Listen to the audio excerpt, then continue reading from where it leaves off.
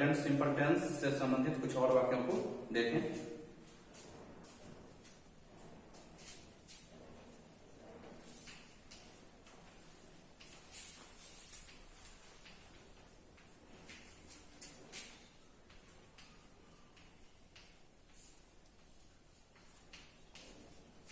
मोहन पढ़ना चाहता है।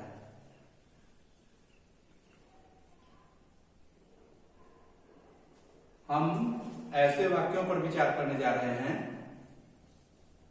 जिनमें दो क्रियाएं रहती हैं। ऐसे वाक्यों पर हम विचार करने जा रहे हैं जिनमें दो क्रियाएं होती हैं।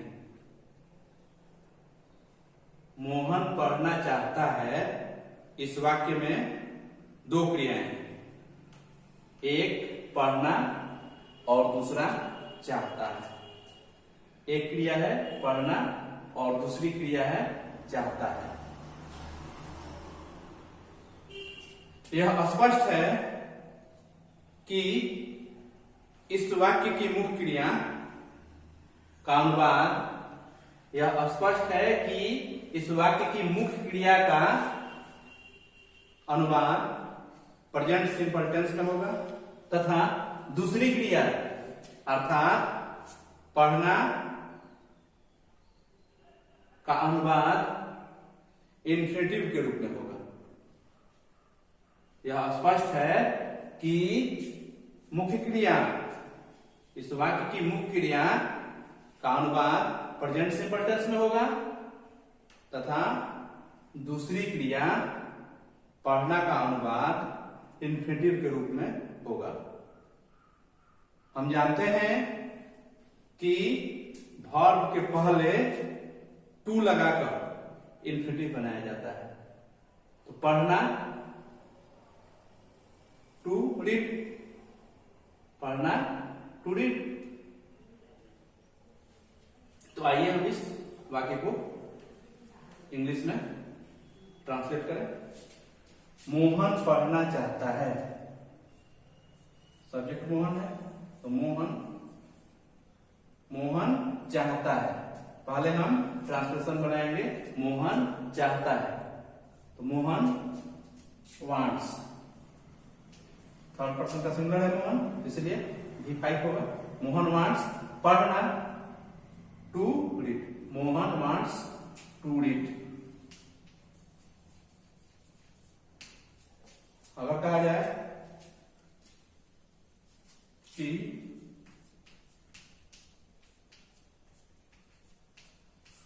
मैं जाना चाहता हूं, उसी तरह मैं चाहता हूं, आई वांट, जाना to go, I want to go.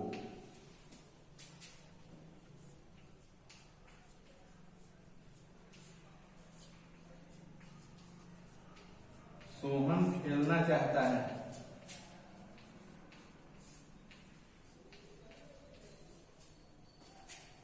Sohan चाहता है, पहले इसका ट्रांसलेशन बनाएंगे। सोहन थर्ड पर्सन का सिंगुलर है तो wants, Sohan wants to play, Sohan wants to play. आइए कुछ और वाक्यों को देखते हैं।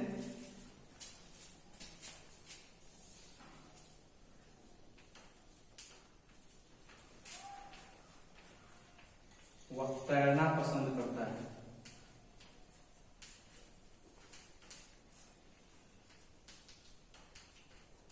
तो वह पसंद करता है, वह पसंद करता है, पहले इसकी अंग्रेजी बनाएंगे। वह ही पसंद करता है तो लाइक्स, ही लाइक्स। तैरना टू स्विम,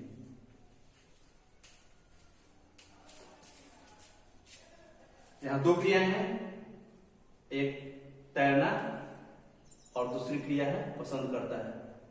पसंद करता है मुख्य क्रिया है और तैरना इन्फिनेटिव है। वह तैरना पसंद करता है, इस वाक्य में दो क्रियाएं हैं, पसंद करता है और तैरना। पसंद करता है मुख्य क्रिया है। इसका अनुवाद प्रेजेंट सिंपल टेंस में तथा तैरना का अनुवाद इन्फिनेटिव के रूप में होगा, अर्थात टू स्विम।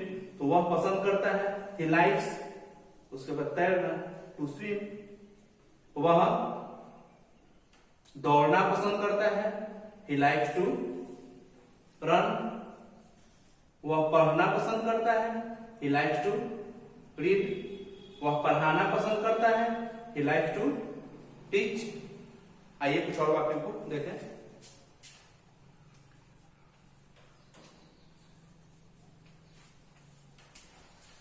वह धनी होना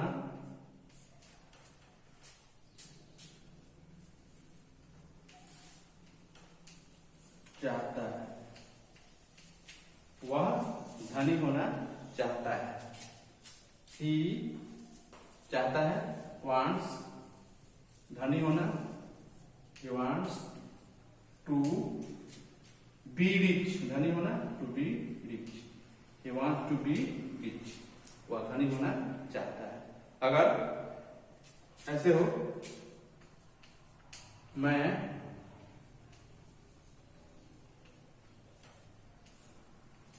अनुवाद सीखने के लिए पढ़ता हूं,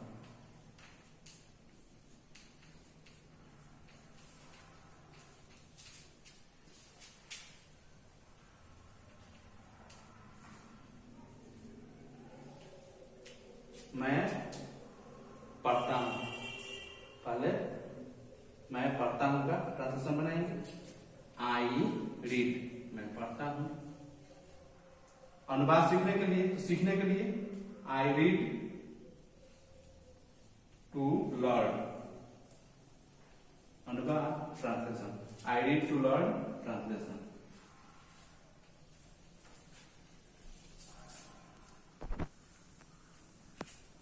I read to learn translation। आइए अब कुछ और वाक्यों को देखें। आइए अब कुछ ऐसे वाक्यों पर विचार करें जहां सीधे इन्फिनेटिव का प्रयोग नहीं होता है। हालांकि वाक्य की बनावट से ऐसा लगता है कि वहां इन्फिनेटिव का प्रयोग होना चाहिए। वह तैरना जानता है, अगर इसका ट्रांसलेशन हम ऐसे बना दें, वह जानता है, he knows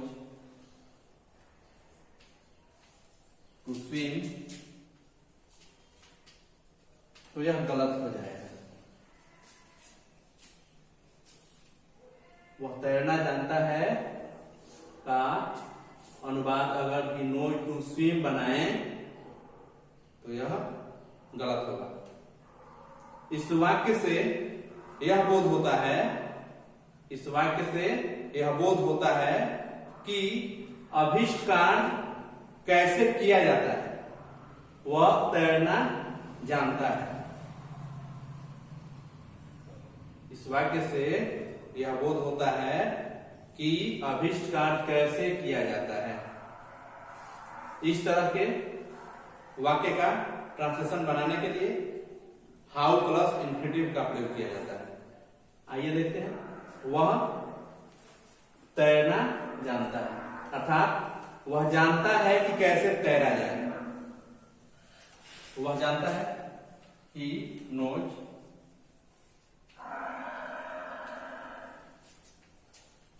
how to swim। एक और वाक्य देखते हैं। वह चाय बनाना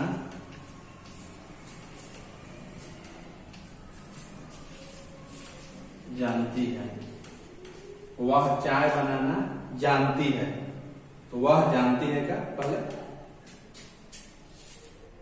सी knows, she knows how to make tea या how to prepare tea। she knows, वह जानती है चाय बनाना, अर्थात कैसे चाय बनाया वह जानती है कि कैसे चाय बनाया जाए। तो she knows how to prepare tea. She knows how to prepare tea. आइए और वाक्यों को देखें।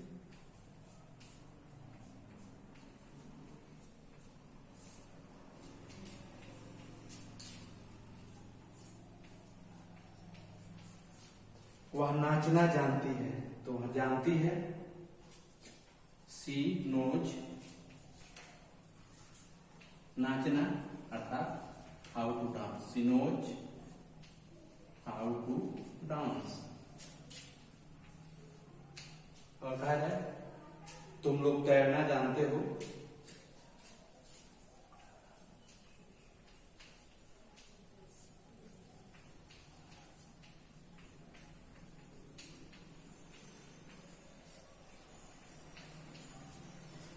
तुम लोग जानते हो, यू नो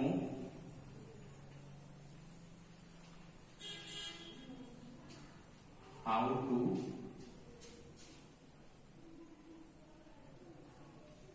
स्विम। पहले इन वाक्यों को आप गौर से देखिए, उसके बाद अनुवाद बनाइए। आइए कुछ और वाक्यों को देखें।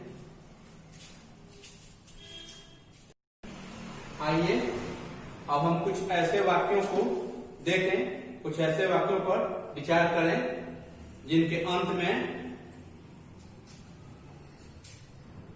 गा, गे, गे, गी।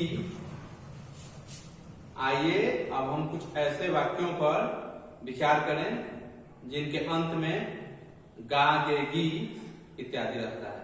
अर्थात क्रियाएं सामान्य भविष्य काल में फ्यूचर सिंपल टेंस में रहती है। मुख्यमंत्री कल यहाँ आएंगे। टेस्ट मैच कल आरंभ होगा। मेरे पिताजी कल आएंगे। इन वाक्यों से यह बोध होता है कि कोई कार्य भविष्य में पूर्व निर्धारित योजना के अनुसार होने वाला है। हिंदी के ऐसे सामान्य भविष्य काल की, हिंदी के ऐसे सामान्य भविष्य काल का अनुवाद प्रेजेंट सिंपल टेंस में किया जाता है।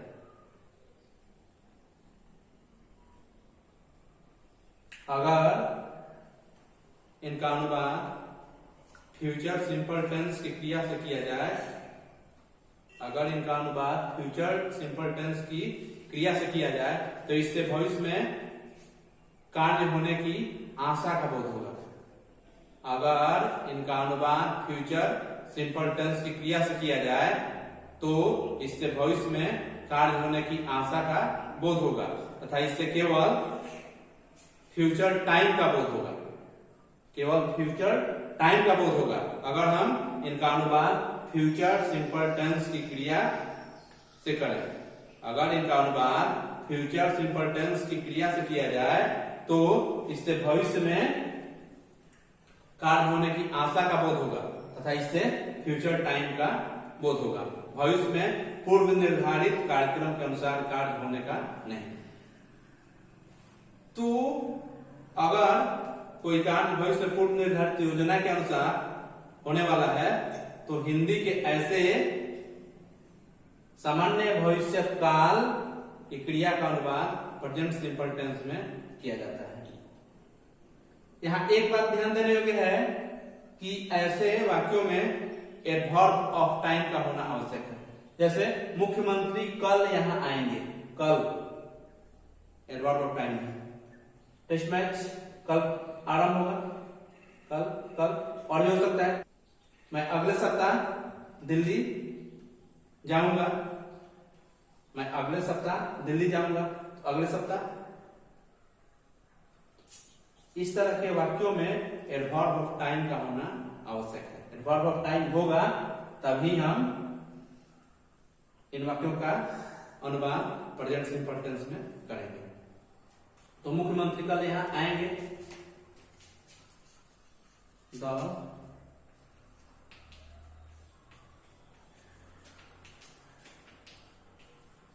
चीफ मिनिस्टर्स comes here कल टुमारो मीन्स आने वाला कल, स्टार्टेड मीन्स बीता हुआ कल। टेस्ट मैच कल आरंभ होगा।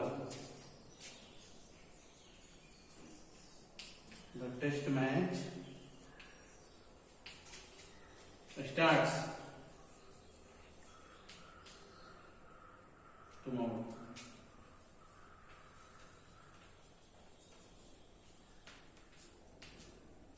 मेरे पिताजी कल आएंगे। My father comes tomorrow.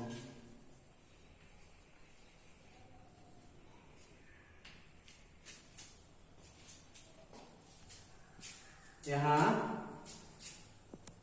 वाक्य की क्रियाएं जो हैं वे फ्यूचर सिंपल टेंस में हैं, परंतु इन वाक्यों से यह बोध होता है कि कोई कार्य भविष्य काल में, कोई कार्य भविष्य में पूर्व निर्धारित योजना के अनुसार होने वाला है। इसलिए